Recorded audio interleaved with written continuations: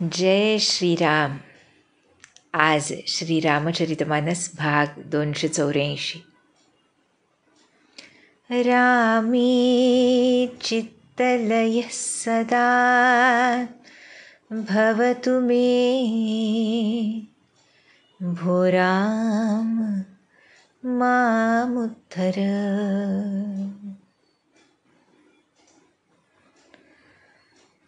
प्रभू कृपेनं प्रभूचरणी हा जो चित्तलय होतो, त्यामागं सद्गुरूंची शक्ती, सद्गुरूंचा आशीर्वाद, त्यांची अनन्यसाधारण कृपा असते. अशा सद्गुरूंचे सद्गुरू शिवभगवान, त्यांच्या कृपेला काय पार. म्हणूनच शिवभगवानांना अवढरदानी म्हणतात. आपल्याला माहिती आहे, अवढरदानी याचा अर्थ आहे मनमानी रीतीनं. बरं का, म्हणजे कोणतंही मोजमाप न ठेवता उदार हस्तानं कृपा करणारे, वरदान देणारे असे हे आमचे शिवभगवान आहेत. आणि केवळ त्यांच्याच कृपेनं हा चित्तलय संभवतो. प्रभूचरणी चित्तलय होणं म्हणजे काय हे सुद्धा त्यांच्याच कृपेनं उमजतं. आणि त्या चित्तलयाचा जो परिणाम, अखंड आनंद, समाधान, शांती, ही सुद्धा त्यांच्याच कृपेनं लाभते. असे हे शिवसद्गुरू, त्यांच्याबद्दल या श्रावण मासामध्ये, कालच श्रावणी सोमवार झाला, श्रावण मास सुरू झाला आहे. आणि रुद्राष्टकानंतर जे त्या काकभुशुंडींच्या गुरूंनी आपल्या शिष्याचा पापहरण करण्यासाठी शिवभगवानांची स्तुती गायली, ती गायल्यानंतर शंभू प्रसन्न होणारच हे तर स्वाभाविक आहे. पण प्रसन्न होऊन त्यांनी काय केलं हे आज आपण बघणार आहोत. तुलसीदास ह्याचं अतिशय सुंदर वर्णन करतायत. आणि त्यानंतर काकभुशुंडी आपली पुढची कथा, आपलं चरित्र सांगतायत. म्हणाले, ज्या वेळेला ही स्तुती त्या मुनींनी, त्या ब्राह्मणानं गायली, त्यानंतर सुनी बिनती सर्वज्ञ शिव, देखी विप्र अनुरागो, पुनि मंदिर नभ बानी भई, द्विज बर मागो. सर्वज्ञ अशा शिवभगवानांनी ही विनंती ऐकली. बरं का, त्या विप्रवरांची विनंती ऐकली आणि त्यांचं प्रेम बघितलं. आणि तेव्हा मंदिरात पुन्हा आकाशवाणी झाली, हे द्विजश्रेष्ठा वर माग. बरं का, आणि हे जेव्हा शिवभगवानांचं बोलणं त्या द्विजश्रेष्ठाच्या कानावर पडलं, तेव्हा काय म्हणाले ते, जो प्रसन्न प्रभु मो पर, नाथ दीन पर नेहु, निज पद भगति देई प्रभु, पुनि दूसर बर देहु. तव माया बस जीव जड, संतत फिरई भुलान, तेहि पर क्रोध न करिय प्रभु, कृपा सिंधु भगवान. शंकर दीन दयाल अब, एहि पर होहु कृपाल, साप अनुग्रह होई जेहि, नाथ थोरहि काल. काय पहा, ह्या गुरुवर्यांनी काकभुशुंडींच्या, म्हणजे त्यांचं नाव तेव्हा काकभुशुंडी असं नव्हतं त्या जन्मामध्ये, पण त्या जीवाबद्दल असं आपण बघतो आहोत, जे ज्यांच्याकडून अपराध घडला त्या जन्मामध्ये, आणि विप्रद्रोहामुळे, गुरुद्रोहामुळे शिवभगवानांचा शाप त्यांना मिळाला. आणि त्या विप्रवरांनीच विनंती केल्यावरून शिवभगवान वरदान दे जेव्हा म्हणाले, तेव्हा ते म्हणतायत, हे प्रभो, जर तुम्ही माझ्यावर प्रसन्न आहात आणि या दीन आपल्या सेवकावर आपलं प्रेम असेल, तर प्रथम काय करा, निजपद भगती देई प्रभू. प्रथम आपल्या चरणांची भक्ती द्या मला आणि मग दुसरा वर द्या. यामधून सुद्धा ते विप्रवर आम्हाला शिकवत आहेत पहा. भक्ती कोणतंही कितीही परोपकारी मागणं असो त्याहीपेक्षा श्रेष्ठ भक्ती आहे हे आम्हाला सांगतायत. कारण भक्ती आम्हाला त्या सत्वगुणी पुण्यापासूनही वर नेते, म्हणजे त्याच्याही पलीकडे नेते. त्यामुळे त्या विप्रवरांनी प्रार्थना केली आपल्याला माहिती आहे की आपल्या शिष्याला त्या पापापासून मुक्त करण्यासाठी, त्या शापापासून मुक्त करण्यासाठी. पण हे मागणं इतक्या आर्ततेनं केल्यानंतर सुद्धा त्या विप्रवरांनी पहिलं मागणं हे केलं की मला तुमच्या चरणांची भक्ती द्या. ही खूप मोठी गोष्ट आहे. म्हणजे अनेकदा असा प्रश्न जे कर्मयोगावर विश्वास ठेवणारे लोक आहेत, अतिशय उत्तम आहे ते, कारण कर्मयोगसुद्धा एक मार्गच आहे त्या अंतिम सत्यापर्यंत पोहोचण्याचा. भगवंतांनी स्वतः गीतेमध्ये सांगितलं आहे, ज्या वेळेला मुख्यतः कर्मफल त्याग होतो त्यावेळेला तो कर्मयोग हा त्या भगवंतांशी योगच साधतो हे निश्चित.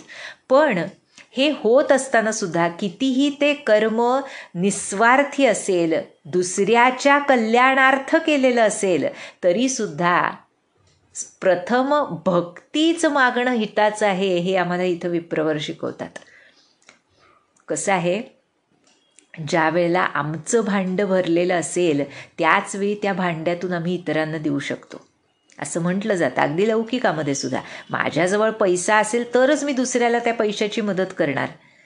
त्याप्रमाणे परमार्थ मार्गामध्ये सुद्धा जोवर माझ्या अंतरंगात भक्ती नाही तोवर दुसरा कुठलाही वर मागणं हे सुद्धा मला कसं फळेल किंवा त्या दुसऱ्या व्यक्तीला तरी कसं फळेल, हाही विचार यामधून आम्हाला हे विप्रवर शिकवत आहेत. अगोदर मला भक्ती, ते भक्त आहेतच, पण जसं भगवंतांनी प्रत्यक्ष विचारल्यानंतर की वर माग, त्यावेळेला सुरुवातीला मी भक्तीच, महाराज जे आम्हाला म्हणाले रामाजवळ नामाचं प्रेम मागा. म्हणजे काय तर भक्ती, नामाचं प्रेम आणि रामांचं प्रेम हे दोन्ही एकच आहेत, एकरूप आहे ते महाराजांनी सांगितलं. त्यामुळे प्रथम जर आमचं उद्दिष्ट असेल या मार्गावर ते म्हणजे भक्तिप्राप्ती. भगवत प्राप्ती म्हणजेच खरं भक्तिप्राप्ती आहे, भगवंतांच्या प्रेमाची प्राप्ती. त्यामुळे ते प्रेम जोवर माझ्यामध्ये नाही तोवर मी माझ्या साधनेनं किंवा माझ्या प्रार्थनेनं इतरांचं कल्याण करू बघेन हे कसं शक्य आहे.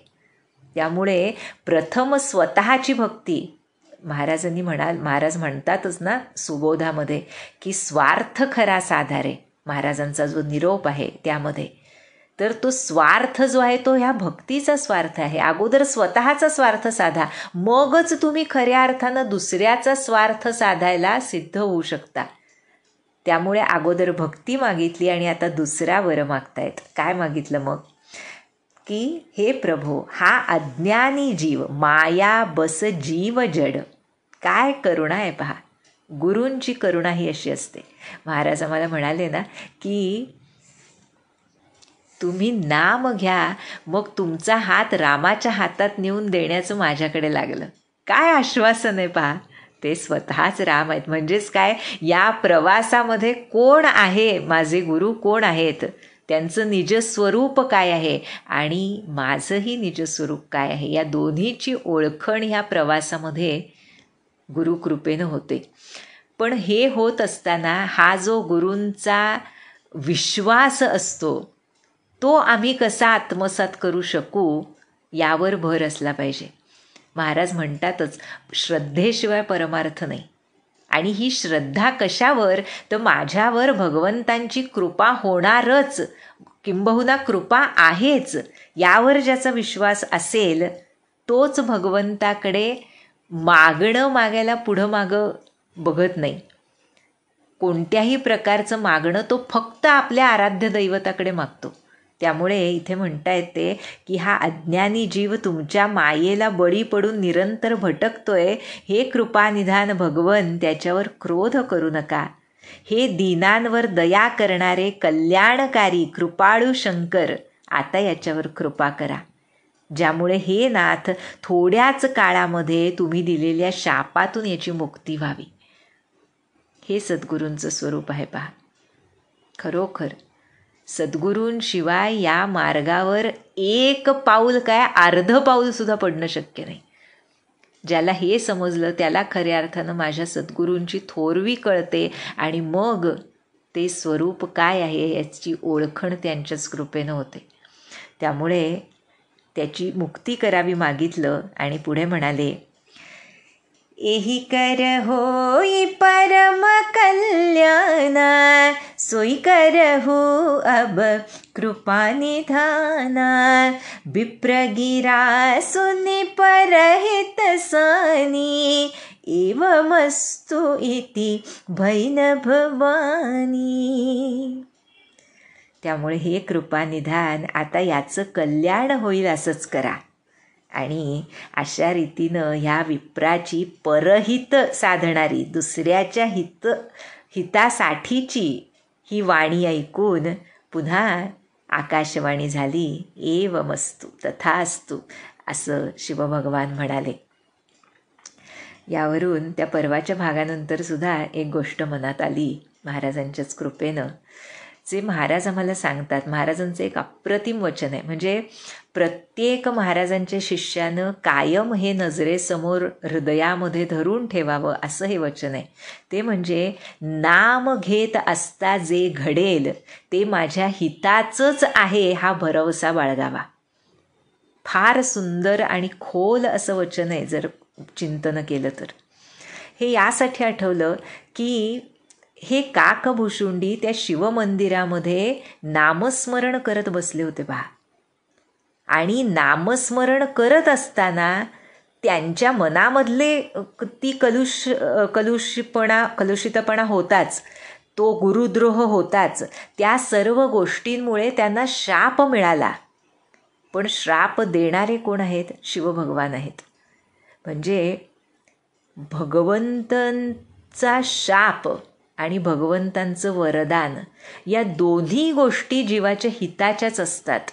आणि नामस्मरण करता येते म्हटल्यानंतर त्या हिताच्याच असणार आणि हिताच्याच झाल्या त्या त्यांच्यासाठी पुढे. यावरून हे महाराजांचं वचन पुन्हा सिद्ध झालं म्हणून त्याची आठवण झाली. नाम घेत असताना जे घडेल ते माझ्या हिताचंच आहे हा भरवसा बाळगावा. या वचनावर विश्वास श्रद्धा पूर्णपणे ठेवल्यानं दोन गोष्टी घडतात. एक तर एक प्रकारे निश्चिंतता येते जो नामस्मरण करत असतो त्याला. कारण नाम जर मी घेतोय तर जे काही माझ्या आयुष्यामध्ये घडतंय, संसारिक अप्स अँड डाऊन्स असोत पारमार्थिक असोत, त्या गोष्टी माझ्या हिताच्याच आहेत हा भरवसा उत्पन्न होतो हृदयामध्ये. आणि दुसरी गोष्ट, जर नाम एवढं होत नसेल तर या महाराजांच्या वचनावर जर विश्वास बसला की नाम घेत असता जे घडेल ते हिताचंच आहे, तर ते हिताचंच होण्यासाठी आम्ही नामस्मरण वाढवू.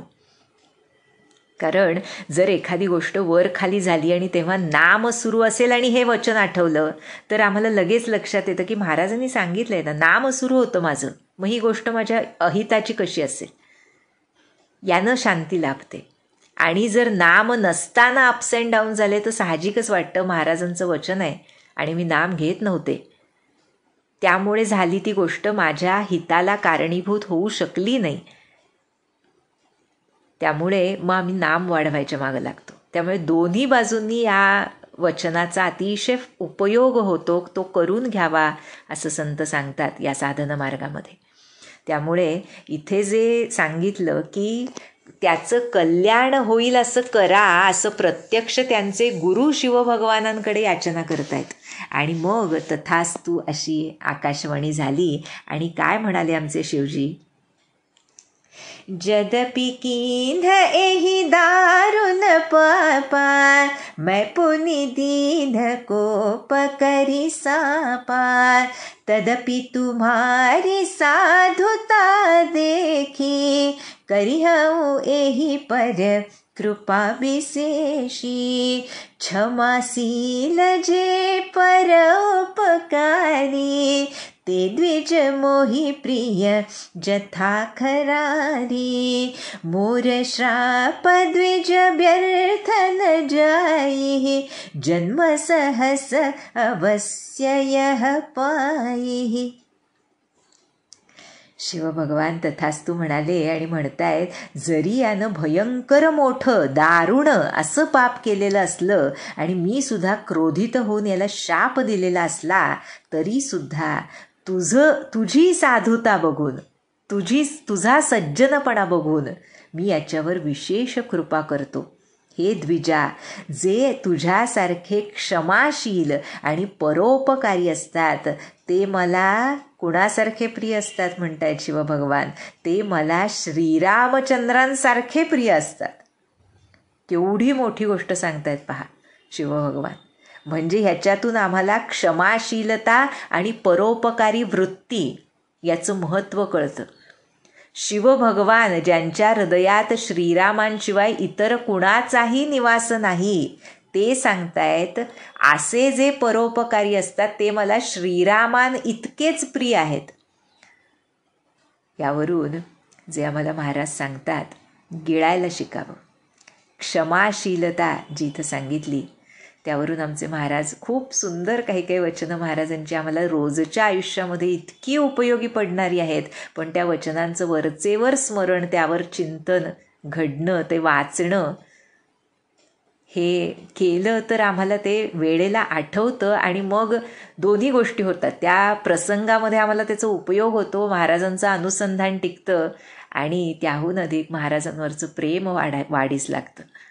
त्यामुळे इथे म्हणतायत की असे क्षमाशील, असे जर रामचंद्रांइतके शिवभगवानांना प्रिय असतील तर आम्ही जर ती क्षमाशील वृत्ती अंतःकरणात बाणवली, कुणीही काहीही म्हटलं, कुणीही कितीही निंदा केली, कुणीही कितीही आम्हाला दुःख देण्याचा प्रयत्न केला मुद्दामून, या जगामध्ये अनेक तऱ्हेचे लोक अनेकांना भेटतात.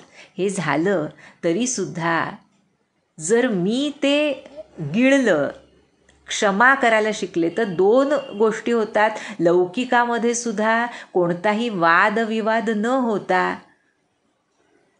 माझ्या मनाला शांती लाभते की महाराजांना जे आवडते, जी क्षमाशील वृत्ती, ती मी त्या घटकेला करू शकले किंवा करू शकलो. आणि त्याबरोबरच इथं जे शिवभगवानांचं स्टेटमेंट आहे की ते मला श्रीरामांसारखे प्रिय होतात, असं जर आम्ही आमच्या शिवजींना प्रिय झालो तर ते आम्हाला त्यांची रामभक्ती देणार नाहीत का? आमचे सद्गुरू आम्हाला त्यांची भक्ती, श्रीराम भक्ती प्रदान करणार नाहीत का? तो चित्तलय साधू देणार नाहीत का? आम्हाला फक्त नाम घ्यायला सांगितलंय. पुढची सगळी प्रक्रिया, जी काही प्रोसेस आहे ती महाराजांच्या कृपेनं तेच घडवतात. त्यामुळे त्यांनी जे सांगितलं त्याप्रमाणे वागणं एवढंच आम्ही केलं तरीसुद्धा बाकीच्या, आता माझा चित्तलय कसा होणार किंवा चित्ताची व्यग्रता कशी दूर होणार, या कोणत्याही गोष्टींबद्दल चिंता करण्याचंच कारण नाही. केवळ नामचिंतन एवढंच पुरेसं होतं. त्यामुळे इथे सांगतायत की असे मला श्रीरामांसारखे प्रिय ठरतात. पण हे द्विजा, माझा शाप खोटा ठरू शकत नाही. मात्र याला 1000 जन्म काकभुशुंडीला नक्की मिळतील. पण जनमत मरत दुसह दुःख होई, एही स्वल्प नहीं व्यापी सोई, कवनेऊ जन्म मिटिही नहीं ज्ञाना, सुनहि शूद्र मम बचन प्रवाना. जरी शाप खरा ठरेल तरीसुद्धा जन्म आणि मृत्यू या दोन्हीमधलं जे दुस्सह दुःख असतं ते दुःख मात्र याला होणार नाही. आणि कोणत्याही जन्मात याचं ज्ञान नाहीसं होणार नाही. केवढी मोठी गोष्ट पहा शिवभगवान सांगतायत. वरदान, शाप हेच वरदान ठरलंय काकभुशुंडींसाठी. की कुणामुळे? सद्गुरु कृपेमुळे. खरं सद्गुरूंनी करुणा भागली म्हणून. आणि त्यामुळे 1000 जन्म झाले तरी दुःख होणार नाही आणि ज्ञान नाहीसं होणार नाही. आता काकभुशुंडीनं उद्देशून म्हणतायत, आता माझं सत्यवचन ऐक.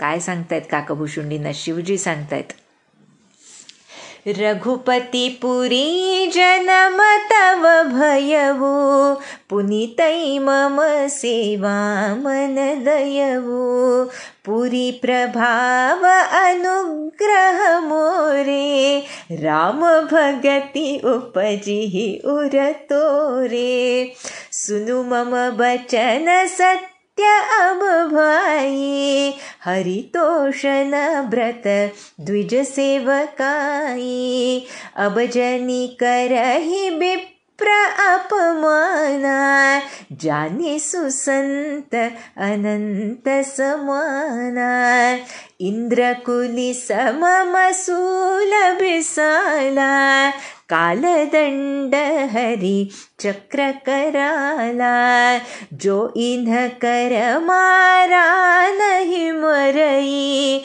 विप्रद्रोह पातक सोजरई, अस विवेक राखे हो मन माही, तुम कह जग दुर्लभ कछु नाही, और एक आशीषा मोरी, अप्रतिहत गति होई तोरी, सुनि शिव बचन हर्षि गुर, एवमस्तु इति भाषी, मोहि प्रबोधि गय भूगृह, शंभुचरण उर राखी.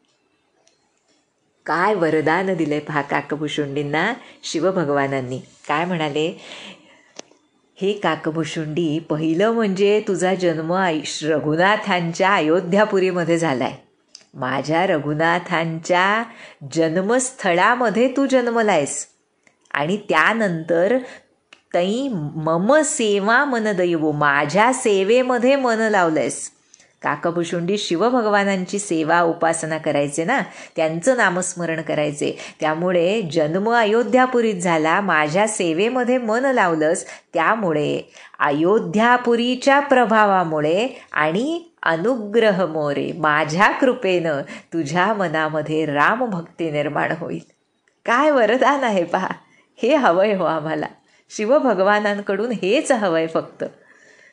त्यामुळे म्हणतायत की अब भाई, बाबा रे, आता माझं वचन ऐक, सत्य वचन ऐक. काय की द्विजांची सेवासुद्धा, विप्रवरांची सेवासुद्धा भगवंतांना प्रसन्न करण्याचं एक व्रत आहे, हरितोषण व्रत द्विजसेवकाई. त्यामुळे कधीही यापुढे कोणत्याही विप्रवराचा, साधूचा, संताचा अपमान करू नकोस. कारण काय, जाने सुसंत अनंत समाना, संतांना भगवंतांसारखंच समज. हा आम्हाला उपदेश आहे शिवभगवानांचा आणि फार मोठा उपदेश आहे. कारण काय ते पुढे सांगतायत. फार मोठी आणि प्रभावी प्रबळ अशी चौपाई घातली आहे तुलसीदासांनी. इंद्र कुलिस मम सूल बिसाला, काल दंड हरि चक्र कराला, जो इन्ह कर मारा नहीं मरई, विप्रद्रोह पावक सोजरई. इंद्राचं वज्र, माझा विशाल असा त्रिशूळ, कालाचा दंड आणि श्रीहरींचं भयंकर चक्र यांच्या प्रहारानं सुद्धा जे मरत नाहीत, असे सुद्धा जर त्यांनी संतांचा द्रोह केला, विप्रद्रोह केला, तर मात्र अग्नीमध्ये भस्मसात होतात. केवढी मोठी गोष्ट सांगितली पहा शिवभगवानांनी इथे. भागवतामध्ये दुर्वास आणि अंबरीश यांची कथा माहीत असेल आपल्याला ऐकून. जो अंबरीशासारख्या सम्राट ते, पण तसेच हरिभक्त, राजर्षी जनकांसारखे, की राज्य आहे, चक्रवर्ती सम्राट आहेत, पण तितकेच विरक्त आणि तितकेच भगवद अनुरागी. अशांच्या प्रती जेव्हा दुर्वास मुनींचा अपराध घडला, तेव्हा कोणतीच शक्ती त्यांना त्याच्यापासून वाचवू शकली नाही. पुन्हा येऊन ज्या वेळेला अंबरीशाची माफी मागितली त्याच वेळेला ते श्रीहरींचं चक्र मागं हटलंय.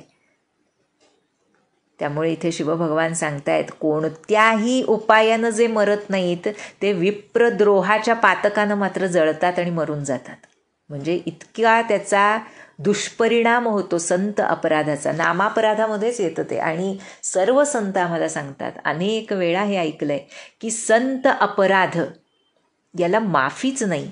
आणि हे खूप आम्हाला जाग करणारं आहे एक प्रकारे, की जर कुणाच्या खऱ्या प्रती, उच्चतम अशा साधकाप्रती आमचा काही अपराध घडला, निंदा घडली, त्यांच्या प्रती दुर्बुद्धीनं आम्ही काही वाईट गोष्टी पसरवल्या, या सर्व गोष्टींमुळे जो अपराध घडतो त्याला प्रत्यक्ष श्रीहरीसुद्धा क्षमा करू शकत नाहीत.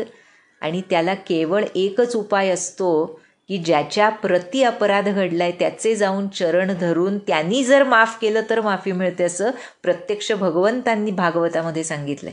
इथे शिवभगवान तेच सांगतायत. त्यामुळे ह्या संत अपराधापासून स्वतःला वाचवणं. आणि हे काय होतं ना, आजच्या काळामध्ये खूप सहजपणे नकळत या गोष्टी घडतात. खरं नकळत म्हणणं सुद्धा पाप आहे. कारण ज्यावेळी आमचे महाराजांची एक इथे गोष्ट आठवते, फार सुंदर. महाराजांच्या चरित्रात काय नाही खरोखर. कारण एक साधू होते आणि पंढरपूरची कथा आहे. भाऊसाहेब होते त्यावेळेला महाराजांच्या सोबत, अनेक बाकीचे लोकही होते.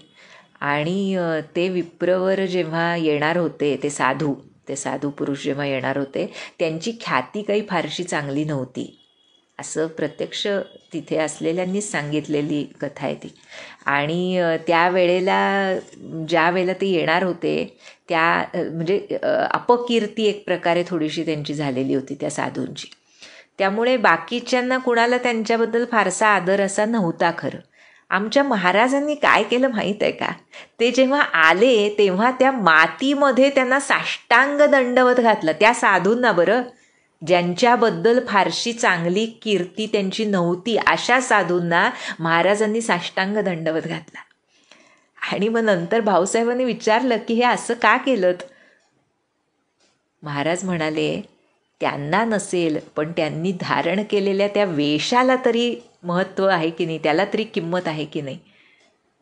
म्हणजे साधू वेश धारण करणाऱ्याला सुद्धा आमचे सद्गुरू काय किंमत देत होते, या एका भावनेमध्ये राहून तरी आम्ही कोणत्याही संतांची काहीही असोत, कसेही असोत, खरं तर ऐकायला जाऊ नये. काय गरज आहे. एक संत सांगतात, खूप छान गोष्ट आणि खूप समर्पक गोष्ट आहे ती, की ज्यावेळी कोणताही वक्ता व्यासपीठावरून काहीतरी बोलतो, बाहेर तो करत असेल काही, पण ज्यावेळी तो व्यासपीठावरून भगवत कथा किंवा भगवंतांसंबंधी काही सांगतो, परमार्थासंबंधी काही सांगतो, त्यावेळी तो सांगतो ते सारच असतं, त्यामध्ये काही वावगं असू शकत नाही. आणि जर तुम्हाला ऐकायचंच असेल तर मग तेवढं सार घ्यावं, बाकीचा चोथा त्याच्या पर्सनल आयुष्याचं घेऊन आपल्याला काय करायचं आहे, असं ते संत विचारतात. त्यामुळे ह्या संत वेशाला मान द्यावं. खरं तर याच दृष्टीनं इथं शिवभगवान सांगतायत की बिप्रद्रोह पातक सोजरी, ते पाप धुवून जाऊ शकत नाही, हे लक्षात घ्यावं. असं आम्हाला खरोखर कळकळीनं हे सद्गुरूंचे सद्गुरू शिवभगवान इथं आम्हाला सांगतायत. आणि असा विवेक बाळग सांगितलं. पुढं काय सांगितलं, असं विवेक राखेऊ मन माही, असा विवेक मनामध्ये बाळग संतांप्रती, तुम्ह कह जग दुर्लभ कछु नाही, मग तुझ्यासाठी जगात काहीही दुर्लभ असणार नाही. अरे आपण म्हणतो त्या पातकी दरोडेखोराच्या हृदयामध्ये सुद्धा भगवंत असतात. मग जे भगवत कथा सांगतात त्यांच्या हृदयामध्ये भगवंतच आहेत, हा भाव आणायला आम्हाला का उघड जावं. त्यामुळे अशांसाठी जगात काहीही दुर्लभ असणार नाही सांगतायत. आणि जर ते खरे संत असतील तर मग लौकिकदृष्ट्या आणि पारलौकिकदृष्ट्या दोन्ही दृष्ट्या आमचं नुकसान होतं आणि प्रचंड नुकसान होतं, थोडं थोडकं नव्हे. त्यामुळे जे असं करत नाहीत आणि हा विवेक बाळगतात त्यांच्यासाठी मात्र या जगात काहीही दुर्लभ नाही. खरोखर संत आम्हाला समृद्ध करतात पहा. खरी समृद्धी संत वचनानं, संत सहवासानं, संत चिंतनानं येते. भगवत चिंतनापेक्षा अधिक शुद्धी संत चिंतनानं येते असं संत सांगतात. त्यामुळे ही शुद्धी जर हवी असेल तर आमच्या अंतःकरणातली अशुद्धी त्यांच्या प्रती कोणत्याही प्रकारच्या चुकीच्या भावनेला थारा न देण्यानं निर्माण होऊ शकते. त्या अशुद्धीला घालवायचं काम करते ती शुद्धी. त्यामुळे या शिवभगवानांच्या सांगण्याला अनन्यसाधारण महत्त्व आहे आम्हाला कोणत्याही नामापराधापासून वाचवण्यासाठी. त्यामुळे हा विवेक मनात बाळग सांगितलं आणि पुढे अजून एक आशीर्वाद दिलाय काकभूषुंडींना. औरव एक आशिषा मोरी अप्रतिहत गती होई ही तोरी. माझा अजून एक आशीर्वाद आहे तुला की तुझी गती सर्वत्र अकुंठित असेल, म्हणजे तू कुठेही कोणत्याही वेळी जाऊ शकशील असा आशीर्वाद दिलाय काकभूषुंडींना. म्हणजे सद्गुरूंनी आमच्यासाठी भगवंताकडे मागितल्यानंतर कितीही पातकी आम्ही असलो तरी काय आम्हाला मिळू शकतं हे सुद्धा काकभूषुंडींच्या उदाहरणातून दिसून येतं. काय करत नाहीत सद्गुरू आमच्यासाठी, म्हणून सद्गुरू सर्व देवांच्या वर त्यांचं स्थान असतं कायमच. त्यामुळे ज्या वेळेला असा आशीर्वाद त्या गुरूंनी ऐकला तेव्हा त्यांना आनंद झाला. ह्याला खरा परोपकार म्हणतात पहा. शिष्याप्रती मागणं मागितलं आणि त्याला ते दिल्यानंतर, त्याला ते मिळाल्यानंतर त्या शिष्याहून अधिक आनंद त्याच्या गुरूंना झालाय. म्हणालेत ते आनंदानं म्हणतायत गुरु की असंच घडो शिवभगवानांचं वचन ऐकून. आणि मग पुन्हा त्यांनी मला, आता काकभूषुंडी सांगतायत की मला खूप समजावलं गुरूंनी की आता एवढा छान तुला आशीर्वाद मिळाला आहे तर त्यानुसार वाग असं मला सांगितलं. आणि मग गयवू गृह संभुचरण उर राखी. श्री शिवभगवानांचे चरण हृदयामध्ये घट्ट धरून माझे गुरु आपल्या घरी गेले. अशी ही कथा काकभूषुंडींनी सांगितली. आणि आता पुढची कथा सांगतायत. म्हणाले, प्रेरित काल बिंधिगिरी जाई भयऊ मैं ब्याल, पुनि प्रयास बिनु सोतनु तजऊ गये कछुकाल, जोई तनु धरऊ तजऊ पुनि अनायास हरि जान, जिमि नूतन पट पहिरई नर परिहरई पुराण, शिव राखी श्रुति नीति अरु मैं नहीं पावा क्लेश, एहि विधि धरिउ विविधि तनु ज्ञान न गय मुख गेस. आहा. काकभूषुंडी सांगतायत, कालाच्या प्रेरणेनं शिवभगवानांच्या शापानुसार आणि वरदानानुसार मी विंध्याचलामध्ये जाऊन सर्प झालो. तसा काही काळ गेल्यानंतर कोणत्याही कष्टाशिवाय मी त्या सर्प शरीराचा त्याग केला. त्यामुळे हे हरिवाहन गरुडा, जे कोणतं शरीर मी धारण करायचो ते त्रासाशिवाय सुखानं सोडायचो. ज्याप्रमाणे मनुष्य जुनं वस्त्र टाकून नवीन वस्त्र सहजी नेसतो तसा सहज देह त्याग मी करायचो. श्री शिवभगवानांनी वेदनीतीचं रक्षणही केलं आणि मलाही क्लेश होऊ दिले नाहीत. अशा प्रकारे हे पक्षीराज मी अनेक शरीर धारण केली, पण ज्ञान न गयमुख गेस. माझं जे ज्ञान होतं माझ्या स्वरूपासंदर्भात ते मात्र गेलं नाही. मी कोण होतो हे मात्र मी विसरलो नाही. माझे आधीचे जन्म मात्र मी विसरलो नाही. त्यामुळे पुढे सांगतायत, त्रिजगदेव नर जोई तनु धरऊ, तह तह राम भजन अनुसरऊ, एक सूल मोहि बिसरन काऊ, गुर कर कोमल सील सुभाऊ चरम देह द्विज कैमय पाई सुरदुर्लभ पुराण श्रुति गाई खेलऊँ तहूँ बालकन मीला करऊँ सकल रघुनायक लीला. अशा तऱ्हेनं हे गरुडा पशु पक्षी देव मनुष्य किंवा कुठलंही शरीर मी धारण करायचो त्यावेळी त्या शरीरानं मात्र मी श्रीरामांचं भजन श्रीरामांचं नामस्मरण मात्र चालू ठेवायचो. त्यामुळं मी सुखी झालो. पण मनामध्ये एक बोच मात्र कायम होती. माझ्या त्या गुरूंचा कोमल आणि सुशील असा स्वभाव मात्र मी कधी विसरलो नाही आणि त्यांचा अपमान माझ्याकडून झाल्याचं दुःख मात्र कायम माझ्या मनामध्ये राहिलं. काय पहा, आणि हेच ते प्रायश्चित्त असतं. ती जी बोचणी असते त्यामधूनच आमचं अंतःकरण शुद्ध होत असतं. त्यामुळे इथे सांगतायत त्याचं दुःख मात्र मनामध्ये राहिलं आणि शेवटी पुराण वेद आणि देव हे ज्याला सुदुर्लभ म्हणतात असं विप्राचं ब्राह्मणाचं शरीर मला मिळालं. पण त्यामध्ये सुद्धा त्या शरीरामध्ये सुद्धा मी सर्व मुलांमध्ये मिसळून रघुनाथांच्या सर्व लीला करायचो बरं का. आणि असं जेव्हा मी करायला लागलो तेव्हा माझ्या पित्यानं काय केलं ते आता सांगते. म्हणाले, प्रौढ भये मोहि पिता पढ़ावा समझऊ सुनऊ गुणऊ नहीं भावा मन ते सकल वासना भागी केवल राम चरण लय लागी. मनुष्य जन्मामध्ये आम्हाला काय साधायचंय ते इथे सांगितलंय काकभूषुंडीने. म्हणतायत, मी अजून थोडा मोठा झाल्यावर वडील मला शिकवू लागले विविध गोष्टी. मला समजायचं, मी ऐकायचो, विचार करायचो, पण मला काही ते शिकवणं ते शिक्षण काही फारसं आवडायचं नाही बरं का. नाही आवडायचं मला ते शिकणं.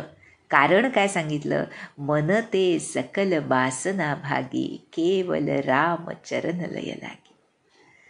महाराज म्हणतातच, पोट भरायची विद्या शिका, पण त्याबरोबर खरा आनंद कशामध्ये आहे, खरं यश कोणतं हे विसरू नका. रघुनाथांचं लीला चिंतन नामस्मरण हे खरं यश आहे. खरा आनंद त्यामधूनच मिळणार आहे. तो चकार फार महत्त्वाचा असतो. इतर कितीही गोष्टी असोत, ते 0 0 0 0 एकापुढे एक असं रामकृष्ण म्हणायचे की एका शून्यापुढे दुसरं शून्य.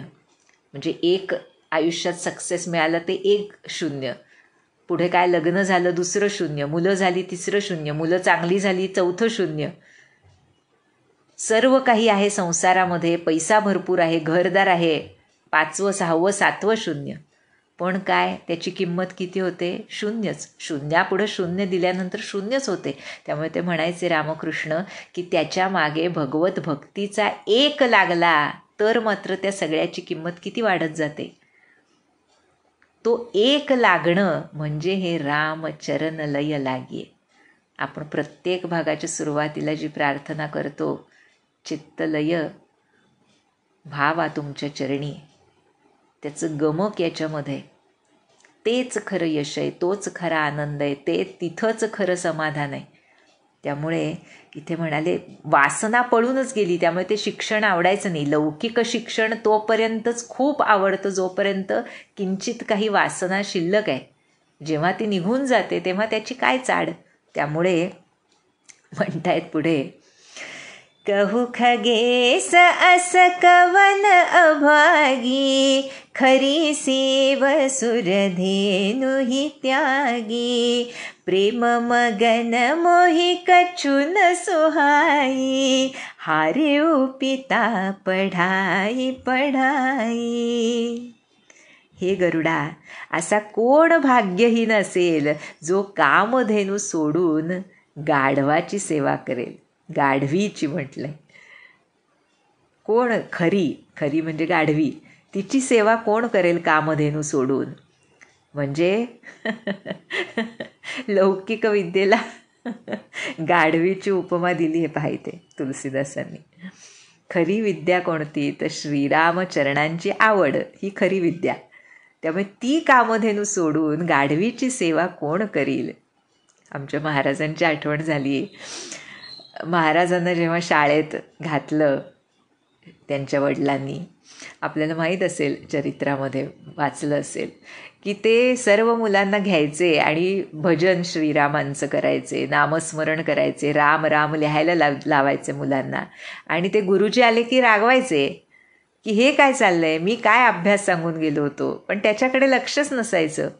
आणि मग अशी वेळ आली की ते गुरुजी म्हणजे लौकिक शिक्षक महाराजांचे ते रागवून गाव सोडून जायला लागले.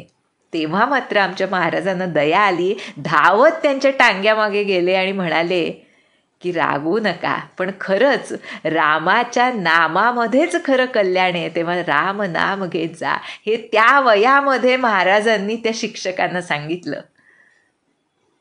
हा भगवद अवतार नव्हे का? कोण करू शकेल असं त्या वयामध्ये? त्यामुळे इथे जे की कामधेनू सोडून ते कसं आवडेल, रामसेवा सोडून, रामनाम सोडून महाराजांना इतर काही कसं आवडेल. आणि काय मग त्याची परिणती काय होते? ज्या वेळेला रामनाम, रामचरण सेवाच आवडायला लागते तेव्हा ज्ञान पाठीमागे येतं. आपण म्हणतो ना, तो म्हणवी अज्ञानी पण ज्ञानी यांचा ज्ञानी, जो वेद गूढ जाणी ऐसा नाही पाहिला, श्री ब्रह्मचैतन्यासारिखा नाही पाहिला. कसं शक्य आहे? पूर्णाला धरल्यावर सर्व पूर्णत्वाचे गुण अगदी स्वाभाविकपणेच येतात. आणि जे पूर्णच आहेत त्यांमध्ये तर ते गुण असणारच. त्यामुळे इथे काकभूषुंडी म्हणतायत की ते काही आवडायचं नाही मला. श्रीराम प्रेमामध्ये मी असा बुडून गेलो होतो की मला दुसरं काहीच आवडायचं नाही. काय पहा, प्रेम मगन मोही कछुन सोहाई, ही रती असते. यालाच रती म्हणतात. रती म्हणजे केवळ दिवसातला काही काळ, काही तास, एखादा तास नामस्मरण केलं आणि मग दिवसभरामध्ये त्याच्याशी फारसा काही संबंध उरत नाही, ती रती नव्हे. त्यामुळेच आम्हाला महाराज म्हणतात की त्याच्याशी संबंध उरला नाही त्या नामाशी असं होऊ नये दुसऱ्या दिवसापर्यंत. म्हणून ते अनुसंधान टिकवणं याला फार महत्त्व असतं असं संत सांगतात. मगच खरं ते प्रेमामध्ये निमग्न होणं म्हणजे काय ह्याचा अर्थ कळू शकतो. त्यामुळे इथे म्हणतायत की वडील माझे हरले, शिकवून थकले मला. पण जेव्हा असं झालं तेव्हा भये काल बस जब पितुमाता, मैं बन गयहूँ भजन जन त्राता, जह जह बिपिन मुनीश्वर पावऊँ, आश्रम जाई जाई सिरुनावऊँ. जेव्हा माता पिता गेले, काकभूषुंडी सांगतायत, माझे जेव्हा त्या जन्मातले माता पिता निवर्तले तेव्हा मी भक्तांचं रक्षण करणाऱ्या श्रीरामांचं नामस्मरण करण्यासाठी वनामध्ये निघून गेलो. बरं का, जिथे जिथे वनामध्ये मुनीश्वर ऋषींचे आश्रम दिसायचे तिथं जाऊन मी नमस्कार करायचो त्यांना. खरोखर काकभूषुंडींनी आमच्या महाराजांचं स्मरण करवून देण्याचा चंगच बांधलाय जणू. आमचे महाराजही असंच करायचे ना. आपण वाचलं असेल की जे कोणी साधू संन्यासी गोंदवल्यामध्ये यायचे त्यांना जाऊन भेटायचं, त्यांना नमस्कार करायचा, विचारायचं तुम्ही पाहिलं आहे का भगवंताला. अशी ही जिज्ञासा महाराजांची अगदी लहान वयात. म्हणजे 9व्या वर्षी महाराजांनी घरच सोडलं गुरुशोधार्थ. त्याच्या आधीची गोष्ट आहे ही, की ज्या वेळेला ते असे साधू संन्यासांना भेटायला जायचे, स्मशानात बसून नामस्मरण करत बसायचे असे आमचे महाराज. तसं इथे काकभूषुंडी सांगतायत की मुनीश्वरांचे आश्रम दिसले की मी जाऊन प्रणाम करायचो आणि त्यांना विचारायचो. पहा बरं काय विचारायचे, बूझऊ तिन्हि राम गुण गाहा, कहि सुनऊ हर्षित खगनाहा। सुनत फिरऊ हरि गुण अनुबादा, अव्याहत गति शंभु प्रसादा। छूटी त्रिविधि ईशना गाढ़ी, एक लालसा उर अति बाढ़ी। राम चरण बारी जब देखऊं, तब निज जन्म सफल करी लेखऊं। हे गरुडा, त्या ऋषीमुनींजवळ जायचो वनामध्ये आणि श्रीराम गुण गाहा, श्रीरामांच्या गुणविशेषांबद्दल मी त्यांना विचारायचो. ते मला सांगायचे आणि मी अतिशय आनंदित होऊन ऐकायचो. श्रवणाधिकारी झालेत पहा काकभूषुंडी शिव आशीर्वादानं.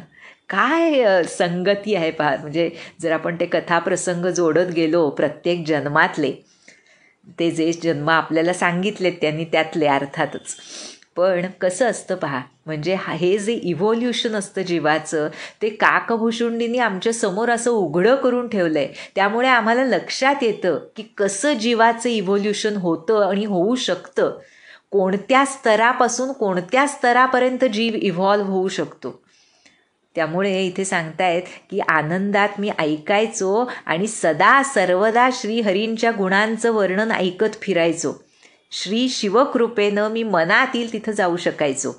आशीर्वादच दिला ना, अप्रतिहत गती, की जिथं हवं तिथं जाऊ शकण्याचा आशीर्वाद जसा तुकामाईंनी आमच्या महाराजांना दिला. त्याप्रमाणे इथे सांगतायत की या सर्वामुळे झालं काय, तर तीनही प्रकारच्या प्रबल वासना, कोणती, पुत्रवासना, धनवासना आणि मानाची वासना, या सर्व नाहीशा झाल्या. आणि कसं आहे पहा, काय सुंदर. म्हणजे एक झालं की दुसरं होणारच, जे आपण नेहमी म्हणतो. विराग आला की अनुराग येणारच. दोन्ही एकाच नाण्याच्या दोन बाजू आहेत. त्यामुळे या त्रिविध ईषणा गेल्या आणि काय ईषणा, कसली ईषणा, लालसा वाढू लागली. एक लालसा उर अति बाढी. कोणती, राम चरण बारिज जब देखऊं, तब निज जन्म सफल करी लेखऊं. श्रीराम चरणांचं दर्शन घेईन तेव्हाच माझा जन्म सफल झाला असं मी समजेन. अशा रीतीनं काकभूषुंडींची ही लौकिक कथा, अनेक जन्मांची, ज्यामध्ये गुरुभेट झाली, गुरूंच्याच आशीर्वादामुळे शिवभेट झाली, शिवांच्या आशीर्वादामुळे रामभक्ती हृदयामध्ये निपजली आणि आता रामभक्तीमुळे त्यांच्या दर्शनाची लालसा निर्माण झाली आहे. पण आता पारमार्थिक टेस्टिंग सुरू होतं आहे काकभूषुंडींचं. फार सुंदर आणि गोड भाग आहे. सगुण भक्तांसाठी, सगुण रूपाच्या भक्तांसाठी, जे सगुण रूपावर भाळलेले आहेत आपल्या आराध्य दैवताच्या, त्यांच्यासाठी अतिशय हर्षवर्धक आणि एक प्रकारे मनाला शांती समाधान मिळवून देणारा असा पुढचा भाग आहे. त्यामध्ये तुलसीदास आम्हाला काय सांगतायत ते आपण पुढच्या भागात बघूया. जानकी जीवन स्मरण जय जय राम.